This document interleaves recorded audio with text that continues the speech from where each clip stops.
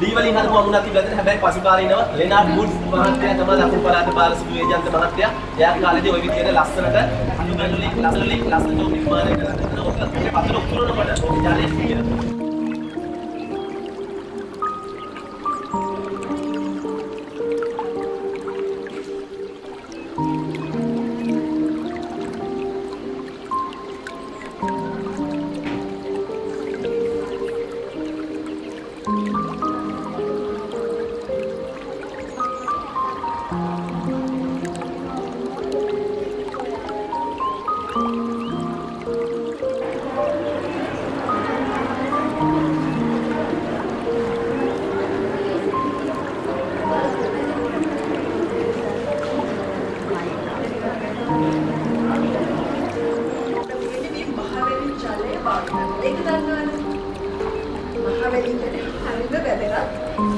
එතකොට මොන වෙලි ගඟ අපිට අමතක කරන්න බෑ.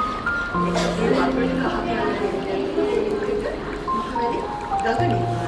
ඉපස්මානිකාගේ චාරේ වාදන කරලා විශ්කාල් මාර්ගයට වාර්තාන වේදික මෙතන වදා කරා තාම වේ හරහා කලාව ප්‍රාචාර්ය ඉන්නේ විශ්කාලයේ පෝෂණය කරනවා. ඊපස්සේ ඇලහැර අමුල හරහා කලාවේ අද රාත්‍රියේ වැඩ කරාට පස්සේ උදේ වෙනකොට ප්‍රෝග්‍රස් එක. ඒ කියන්නේ ප්‍රගතිය බලනවා. එතකොට මෙන්න මේ උපකරණ භාවිතා කරලා තමයි එහි තියෙන ප්‍රගතිය අමාත්‍යතුමා ඉඳගෙන ඒව බලනවා. දැන් මේ වෙනකොට මොකද වෙන්නේ එතන?